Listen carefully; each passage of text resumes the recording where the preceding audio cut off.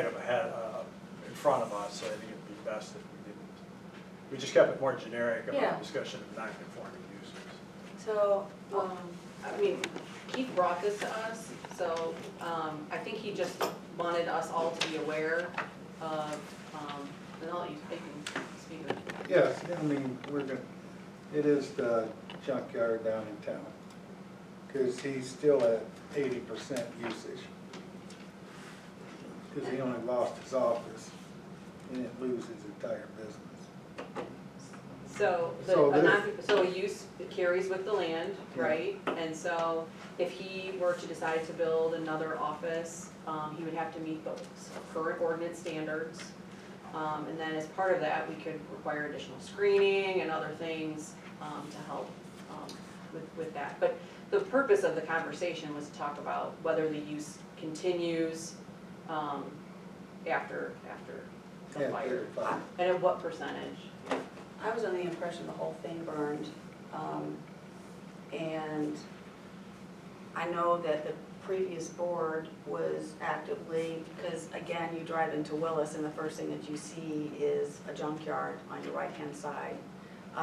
So getting, if this is what the new board wants to pursue and allow him to rebuild and go in a different direction from the previous board, then I would, additional screening or things to make it look more attractive.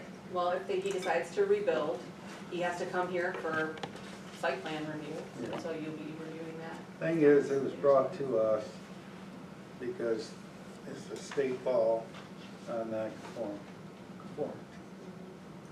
And it could go either way. Right, and I don't disagree, and I read this specifically, and, what's in here is, basically my understanding, and what this talks about, after reading it, thoroughly, is that if an existing, non-conforming use is there, you can't go and say, well, you're non-conforming, you can't be here, you can't operate, and whatnot. I don't think that maybe is fully the issue here. I think part of the question is, you mentioned a percentage of the business, and I don't know, and I've never been inside after they erected the screen wall along Willis.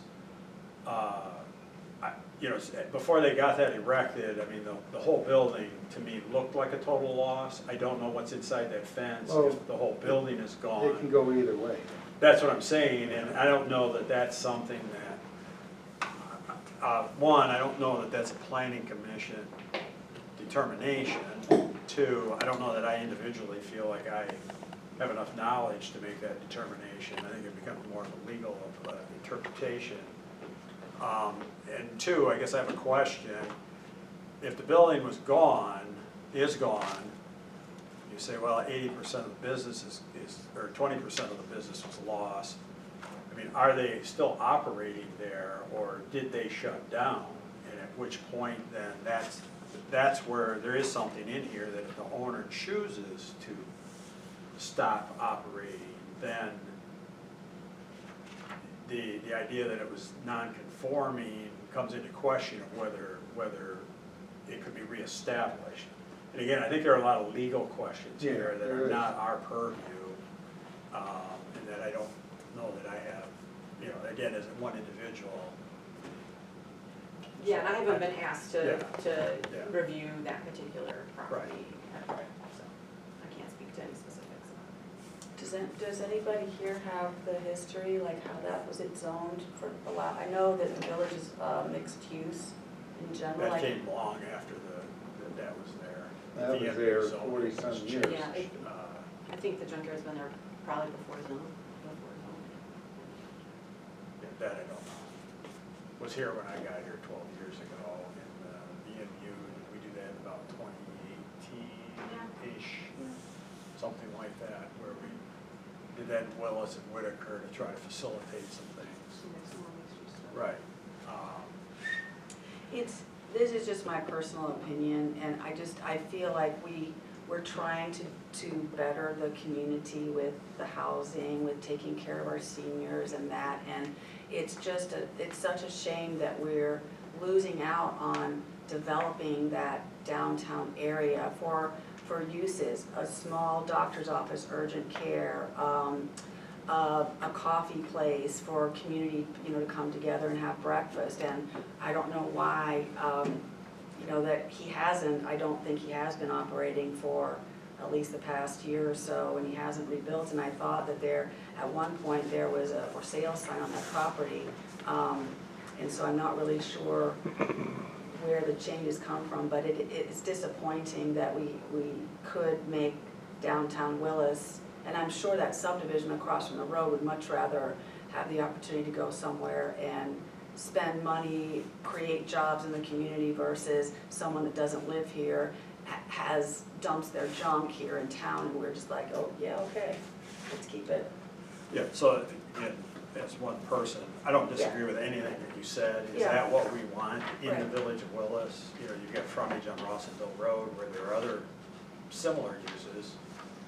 Yeah, Fox Auto Parts. Not in our township, but yeah, adjacent township, it's Fox Auto Parts, Penix. I'm not sure if that's a going operation or not. But in this information that Trustee Gifford handed out, it talks about nonconformity, the two ways that it can be done, either by the township taking it, and I didn't look up this MCL 21321, but it says the second is if the property owner chooses of their own volition to stop the nonconformity. Again, you probably get treaded into legal territory of what is stopping the nonconformity. Yeah. Yeah, you've got so much land, that's all the business, the building may be, 20% of the acreage, footprint wise or whatnot. But if somehow they didn't continue operating, in whatever fashion they could, maybe they had to stop some services because they didn't have a building. There's a yard back there, so I assume they sold used auto parts, I don't know. Yeah. I never solicited them. But if they stopped doing business, did they stop the nonconformity? I don't know. Yeah, I don't know either. So, yeah, Good point. yeah.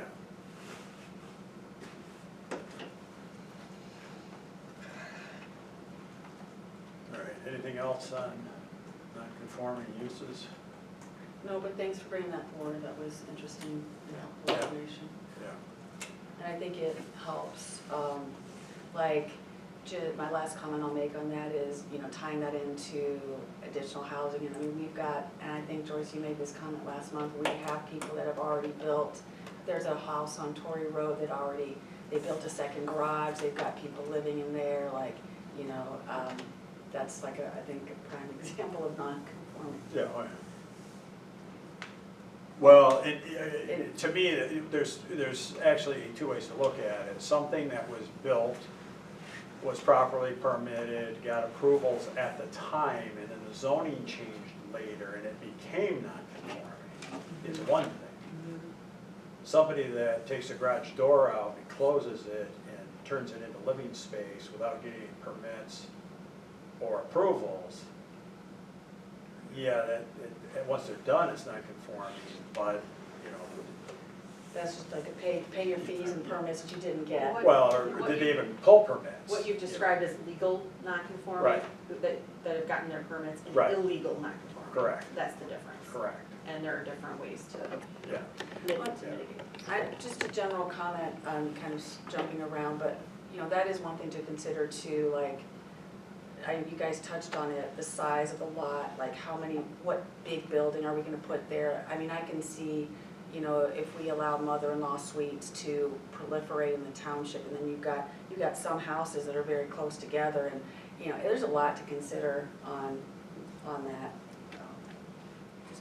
And then, there's people that just pull a permit, I don't know, like my neighbor, but they said, it could be say just an addition. And then what they do after that, put it in, there's all kinds of, I'm just gonna put on a little family room addition, and next thing they put it in, put the kitchen and the bedroom and everything else in it. So Yeah, you don't know what goes on inside. you don't know Unless what's it's outside. So, inspected. you can make all the rules you want, but then again, how many people Well, and I think this Yeah. township is really notorious, I mean, maybe it's not, but I have not lived anywhere else in Michigan, but we are a township that does not always follow ordinances, and we also don't enforce them. Because they can get away with it, Right. yeah. Yeah, I mean, I've lived in 3 different counties here in Michigan in my lifetime, and I'll be real honest, this is the first place I lived. It seems a bit like the Wild Wild West, like everybody thinks they can just do whatever they want, Yeah. in all honesty. And what's just really, and just a general comment, it's really frustrating when there are people that don't live in the community, that are buying property, that are then not following our ordinances, and also not even making what they've built available to Augusta Township residents. All right, let's move on to item 7E, the ag district discussion that we added. This might roll into what Laura talked about and provide like the next step with the mother-in-law suites. Maybe this is something we can look at. I just think we are an agricultural rural community, and I've heard over and over again, like during the past election, like, you know, people are very cautious about the growth. I think a lot of people want some of these amenities, but they also don't want to turn into a Canton, like I've heard that before, or even, you know, I don't know, Belleville. I mean, I don't know how people feel about Belleville, but we've got, and I don't know what you call it, it's not our mascot, but our flag is a barn and a silo, and I think it's one thing. I mean, I think there are some farmers interested in preserving their farmland. Some other farmers, they want the ability to not have it zoned agricultural, so they can not have to request special land use permits to, you know, build a home on their property for their son, daughter, mother, whatever. But there may be some farmers that want to see and know that they've got a plan to pass down their farm, and they might want to live in, I don't know enough about the tax code and benefits of farming, if it's beneficial to do that. But there might be some farmers that have large parcels of land that would like to be in a zoned agricultural district, because they don't want, and I know that nothing is ever in stone and things can always be changed, but I think it's a disservice if we've got one thing showing on our master plan, and in reality we don't have it in existence. Is there a middle ground?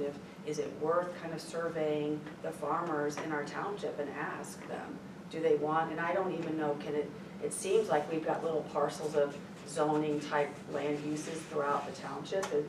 Could that work? Is that something that we should explore? Right. So, you know, one, I've said this multiple times, when I got here, you know, first time I looked at a zoning map, I was, I guess, a bit dumbfounded that, other than what's, you know, PUD or there's pockets of small residential, the SR, you know, or the villages, or whatever, everything else was AR. Like, you know, that just seemed crazy to me. I'd never seen anything like that before. Doesn't seem like anybody knows the history, or, you know, when it was done, or why it was done, or, you know, there's any record of it, or, you know. So, I mean, right, so we are where we are. I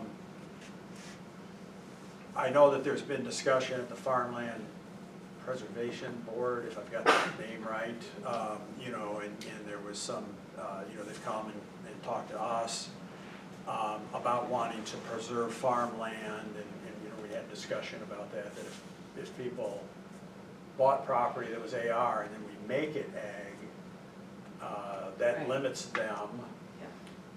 We also had discussion that there are farms in, what is, In rural no, in Oh, in the program, the yeah. 116 program? well, not, even beyond that though, that. Their conservation, yeah, conservation easements. Conservation easements that can't be developed. I Right. mean, those could be changed to an ag zoning, and I don't know that it would affect them per se. Well, I was just gonna say, so the township board, I think 2 months ago, requested that Carlisle Wortman put together a proposal based on our ag audit for zoning ordinance review and Right. potential changes. And so that's going to the board. I signed it to go to the board this month too. So if the board accepts our proposal, that's something that this body will be talking about. And that's kind of the next step where I was going. I don't know if it was a meeting ago or 2 meetings ago, there was discussion at the board, and I think what was said was, we've got an ag designation in our zoning ordinance, and we don't have any land zoned ag, and we don't, you know, and I don't know that what our master plan says, if we have any that shows that or not. I didn't look before I came tonight. And there seemed to be some concern about having a zoning classification that we don't have a need for, and part of me is like, well, is this a so there seem to be wanting to get rid of the ag designation in the zoning ordinance. And so my thought was, is that a solution in search of a problem? You know, is it a problem that we have an ag designation, but we don't have anything zoned that way? If a farmer owns 100 acres, 400 or 500 acres, whatever, and they came in and they said, hey, I want to rezone my property ag, you know,